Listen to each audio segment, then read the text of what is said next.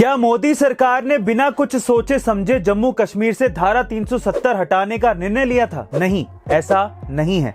क्योंकि जब कश्मीर में भारतीय सेना के उच्च अधिकारी और retired lieutenant general KGS Dhillon से पूछा गया कि कश्मीर से धारा 370 हटाने का निर्णय लेने से पहले अमित शाह जी के साथ जो सीक्रेट मीटिंग हुई थी, उस मीटिंग में क्या हुआ था, इस पर केजीएस ढिल्लन ने बताया कि धारा 370 हटाने से 40 दिन पहले गृह मंत्री अमित शाह जी जम्मू कश्मीर दौरे पर आए थे। तब उस मीटिंग में अमित शाह जी ने मुझसे पूछा कि अगर हम जम्मू कश्मीर से धारा 370 हटाते हैं तो इसका जम्मू कश्मीर और एलओसी पर क्या असर होगा, बार बार धमकियां देने वाले पाकिस्तान की ओर से क्या खतरा आ सकता है। इन सब सवालों के जवाब जानने के बाद उन्होंने मुझसे पूछा कि अगर कुछ हुआ तो इसकी जिम्मेदारी किसकी होगी।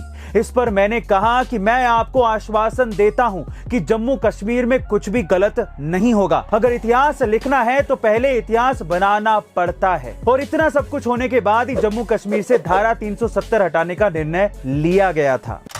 हमारे भारत देश के एक ऐसे वैज्ञानिक जिन्हें उनकी खोज के लिए अमेरिका ने 1400 करोड़ रुपए का ऑफर दिया था, लेकिन उन्होंने अमेरिका के ऑफर को ठुकराकर भारत सरकार को फ्री में, जी हाँ गाइस, फ्री में अपनी खोज का फॉर्मूला दे दिया। कौन है ये वैज्ञानिक, चलिए जानते हैं। ये है भारतीय वैज्ञानिक राजगोपालन वासुदेवन, जिन्हें प्लास्टिक मैन ऑफ इंडिया के नाम से भी जाना जाता है। उन्होंने साल 2001 में एक ऐसा फॉर्मूला बनाया जिससे प्लास्टिक वेस्ट को रोड बनाने में इस्तेमाल किया जा सके। और प्लास्टिक वेस्ट से बनाया गया रोड आमतौर पर बनाए जाने वाले रोड से ज्यादा मजबूत होता है। हमारे देश में हर रोज 2.5 करोड़ किलो प्लास्टिक का कचरा पैदा होता है, जो दिन ब दिन पर्यावरण के लिए बड़ी समस्या बनता जा रहा है। ऐसे में वासुदेवन जी का ये आइडिया इस समस्या से छुटकारा पाने के लिए सबसे बेहतरीन तरीका है। आज तक हमारे देश में प्लास्टिक से 1 लाख किलोमीटर रोड बनाया जा चुका है। गाइस, अगर वासुदेवन जी चाहते तो इस आइडिया को पेटेंट करा के करोड़ों रुपए छाप सकते थे, लेकिन उन्होंने ऐसा नहीं किया, बल्कि देश के लिए अपना आइडिया फ्री में दे दिया।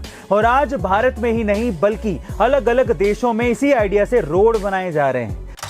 जब 13 अप्रैल 1919 को जलियांवाला बाग में जनरल डायर ने सैकड़ों निहत्थों पर गोलियां चलवा दी, तो इस बाग से 40 किलोमीटर दूर एक गांव से 11 साल का बच्चा जलियांवाला बाग की तरफ पैदल निकल पड़ा और बाग में खून से सनी हुई मिट्टी को अपने हाथ में लेकर अंग्रेजों से आजादी के सपने देखने लगा।